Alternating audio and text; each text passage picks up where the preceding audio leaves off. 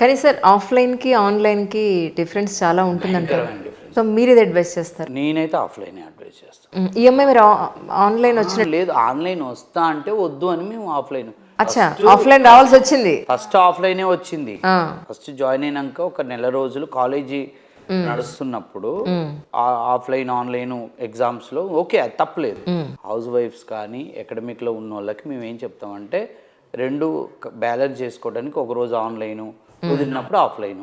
Free birds అయితే అంటే college అయిపోయింది హౌస్ వైఫ్ కాదు వాళ్ళని మేము ఖచ్చితంగా ఇన్స్టిట్యూట్కి రమ్మనే చెప్తాం. ఇప్పుడు కాలేజీ జరుగుతున్న వాళ్ళు లేదా హౌస్ వైఫ్స్ కిడ్స్ ఉన్న వాళ్ళని వాళ్ళు అడుగుతారు మాకు అంటే వాళ్ళకి ఆన్లైన్ ఫెసిలిటీ ఉంది బట్ ఈవెన్ దో ఆన్లైన్ అంటే ఓన్లీ మాకు డబ్బులు కట్టుడే మీకు రిజల్ట్ ఎంత ఎఫెక్టివ్ ఉండదు ఇన్స్టిట్యూట్కి వస్తేనే బాగుంటుంది. అలాంటి వాళ్ళకి కూడా హౌస్ వైఫ్స్కి ఏం చెప్తాను అందరూ 8:30, 9కి రావాలి కదా మీరు 11కి రండి అందరు 6:30 వరకు మీరు 3కి వెళ్ళిపోండి అంటాను.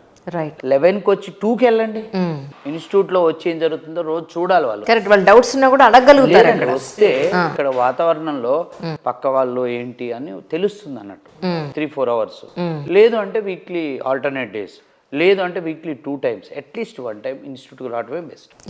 సో ఈ అమ్మాయి ఫస్ట్ టైం అంతా క్లాస్ రూమ్ వచ్చింది. సెకండ్ టైము దూరం అని చెప్పేసి వీళ్ళు మళ్ళీ రెండోసారి కదా ఇంకేముందిలే అని చెప్పి మేము ఇన్స్టిట్యూట్కి రాము ఆన్లైన్ అంటే వద్దు అని చెప్పాను నేను. అట్లా వద్దు ఇన్స్టిట్యూట్కి వస్తేనే రిజల్ట్ వస్తుంది గట్టి చెప్పినాక they came for institute. Present ఎక్కడ వర్క్ చేస్తున్నారు?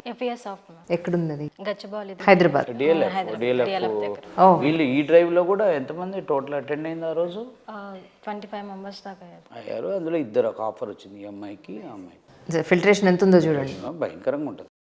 60-70 మంది అయినప్పుడు ఒకళ్ళిద్దరు ఆఫర్స్ వచ్చిన సందర్భాలునే ఒకళ్ళిద్దరికి రాని సందర్భాలునే 10 ఆఫర్లు వచ్చిన.